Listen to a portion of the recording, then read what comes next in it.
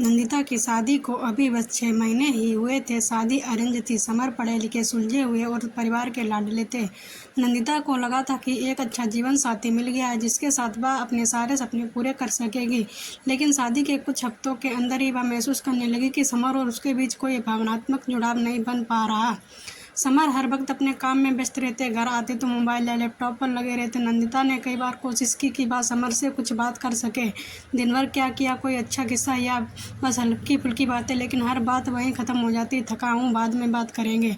शुरुआत में नंदिता ने सोचा शायद समर को समय लगे या शायद उसने खुद ज़्यादा उम्मीद नहीं करनी चाहिए, लेकिन धीरे धीरे वह महसूस करने लगी कि यह केवल थकान नहीं बल्कि एक दीवार है जो हर दिन और ऊंची होती जा रही है। शादी की रात को लेकर नंदिता के मन में कई सपने थे।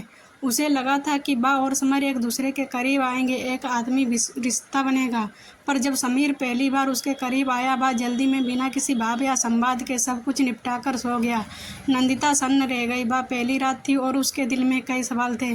क्या यह यही था जिसे प्यार कहा जाता है? क्या इस रिश्ते में कोई आत्मीयता नहीं होगी?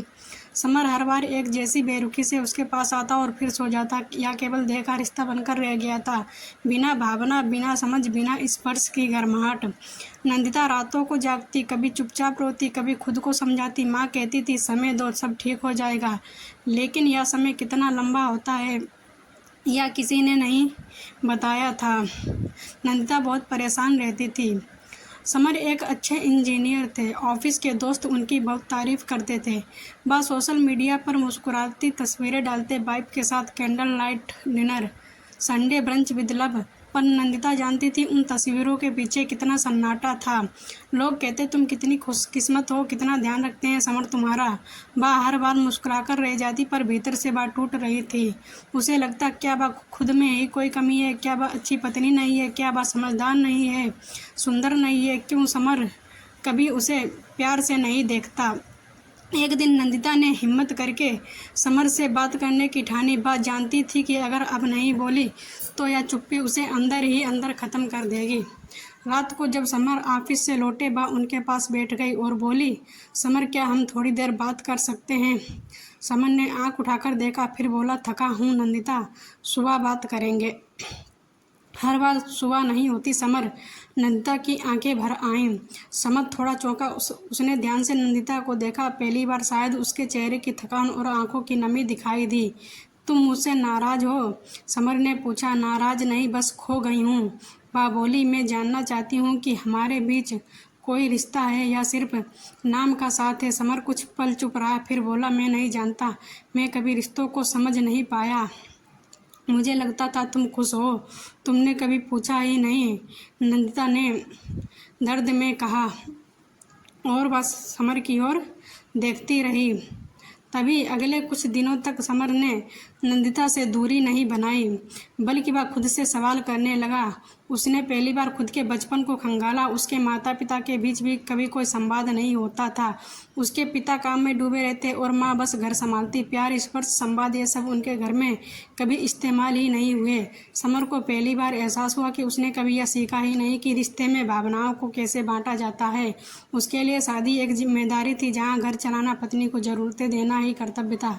पर वह यह भूल गया कि किसी का मन भी होता है जिसे महसूस किया जाता है। समर ने पहली बार नंदिता से कहा, मैं बदलना चाहता हूँ, पर मुझे नहीं पता कहाँ से शुरू करूँ। नंदिता मुस्कुराई, बस सुनना शुरू कर दो, शब्दों से नहीं, दिल से। धीरे धीरे समर ने प्रयास करना शुरू किया। वे साथ बैठकर बातें करने लगे, बचपन की, कॉलेज की, पसंद नापसंद की, सपनों की।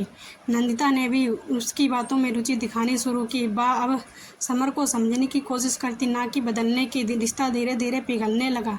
चुप्पियों की जगह अब शब्दों ने ले ली। स्पर्श में अब केवल देह नहीं, आत्मा भी थी। अब रातें केवल नींद के लिए नहीं थी, एक दूसरे के लिए थी। नंदिता और समर अब दोनों ही बहुत खुश थे। एक साल बाद दोनों एक यात्रा पर गए। समर ने उस पहाड़ी पर खड़े होकर कहा, काश मैं पहले दिन ही बोल पाता कि मुझे डर लगता है किसी के करीब आने से, खुद को खोलने से, पर तुम्हारी वजह से आज मैं ये सब कह पा रहा हूँ। नंदिता ने उसका हाथ थाम लिया। कभी देर नहीं होती। जब दो लोग सचमुच साथ हों तो चुप्पियाँ भी बोलने लगती हैं। और नंदिता मुस्कुरा रही थी। रिश्तों में सबसे बड़ी दूरी शब्दों की नहीं होती, भावनाओं की होती है। जब एक दूसरे की बात सुनी जाती है, महसूस किया जाता है तो हर अधूरापन पूरा हो सकता है। नंदिता और समर की कहानी उन लाखों लोगों की कहानी है जो एक छत के नीचे रहते हैं लेकिन एक दूसरे के मन में से अनजान होते हैं। अगर वक्त रहते संवाद की डोर पकड़ ली जाए तो सबसे खोखला रिश्ता भी